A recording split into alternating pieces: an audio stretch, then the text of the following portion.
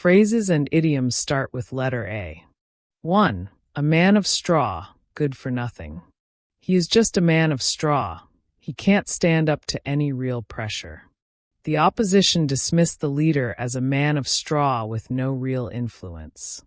2. A man of letters, a scholar. Professor Sun is a true man of letters, having written extensively on various subjects. The university invited several men of letters to the literary festival. 3. A bed of roses, happy life/time. A life is not always a bed of roses. There will be challenges along the way. She thought marriage would be a bed of roses, but it turned out to be quite difficult. 4. A far cry, huge difference. The quality of this product is a far cry from what they used to offer. His current success is a far cry from his humble beginnings. 5. A hard nut to crack, difficult person/problem. Solving this puzzle is proving to be a hard nut to crack. The negotiator found the opposing party to be a hard nut to crack. 6. A man of parts, a virtuous/an expert person. Da Vinci was truly a man of parts, excelling in art, science, and engineering. The new CEO is a man of parts, bringing a wealth of experience to the company. 7. A round dozen, a full dozen. I bought a round dozen eggs from the market. The baker prepared a round dozen cupcakes for the party. 8. A thorn in the flesh, a constant source of irritation. That noisy neighbor is a constant thorn in the flesh. The unresolved issue with the supplier has been a thorn in the flesh for months. 9. A bolt from the blue, an unexpected calamity/shock. The news of his sudden resignation was a bolt from the blue. Their unexpected victory came as a complete bolt from the blue. 10. A cock and bull story, a fabricated or absurd story. He tried to explain his lateness with a cock and bull story that no one believed. Don't give me that cock and bull story. Tell me the truth. 11. A bone of contention, cause of dispute. The ownership of the land has been a bone of contention for years. The new policy became a major bone of contention among the employees. 12. A dark horse, an unexpected winner. No one expected him to win, but he emerged as the dark horse in the election. The small company proved to be a dark horse in the industry. 13. A foregone conclusion, inevitable result. Given his poor performance, his dismissal was a foregone conclusion. With such a strong lead, their victory seemed like a foregone conclusion. 14. A stone's throw very near. The school is just a stone's throw from our house. We live only a stone's throw from the beach. 15. A fall guy, a scapegoat. He felt he was being made the fall guy for the company's mistakes. The real culprits escaped, leaving an innocent person to be the fall guy. 16. A greenhorn, an inexperienced person. As a greenhorn in the industry, he has a lot to learn. The manager assigned a mentor to guide the new greenhorn. 17. A la mode in fashion. She always dresses a la mode. The restaurant's decor is very a la mode. 18. All and sundry, everyone. The announcement was made to all and sundry. He invited all and sundry to his party. 19. All at once, all together. The lights went out all at once. Everyone started talking all at once, making it difficult to hear. 20. All in, putting in everything. He decided to go all in on his new business venture. In the final hand of poker, she went all in. 21. An axe to grind, a selfish motive. I suspect he has an axe to grind, given his persistent criticism. She offered to help, but I think she has an axe to grind. 22. Apple of discord, cause of dispute.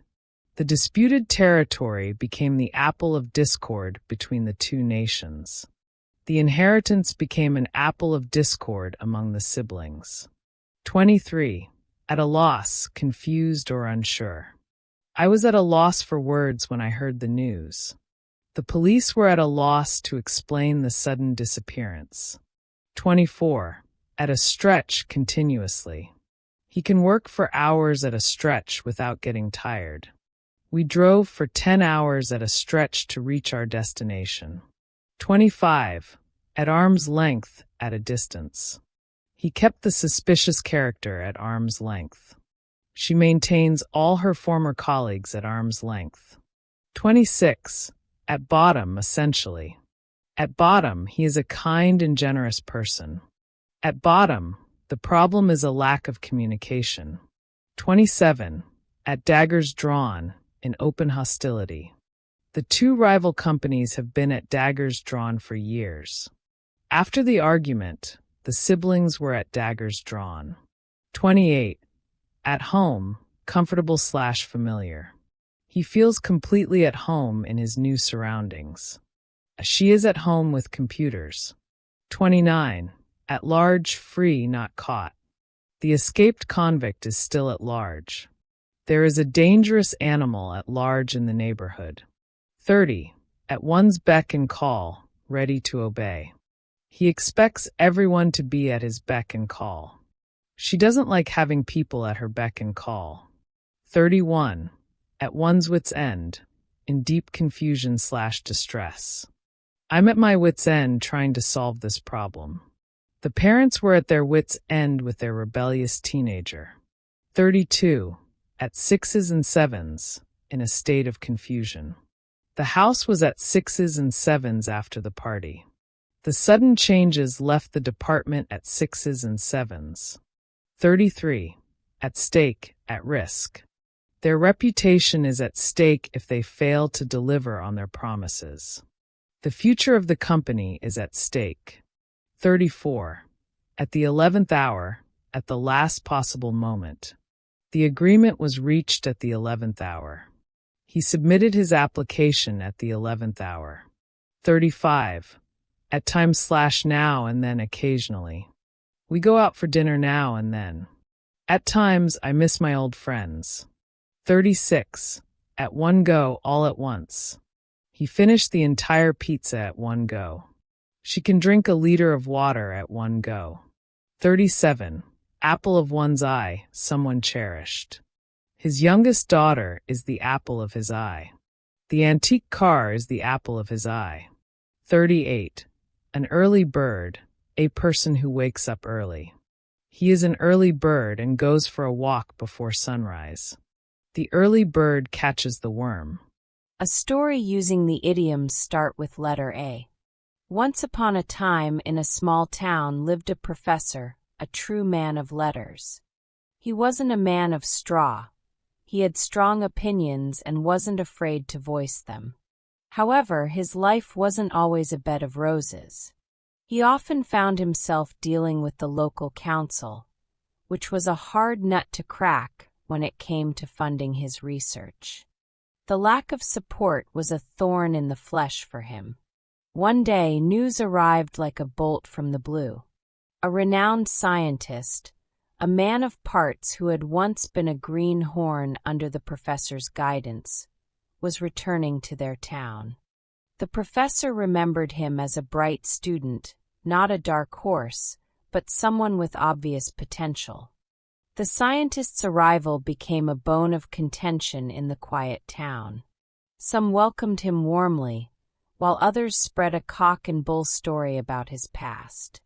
The professor, however, knew the scientist wasn't a fall guy and believed in his integrity. The scientist proposed a new project, the success of which was a foregone conclusion in his mind. He needed the professor's expertise.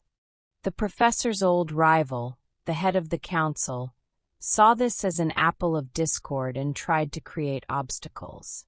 Their relationship had been at daggers drawn for years.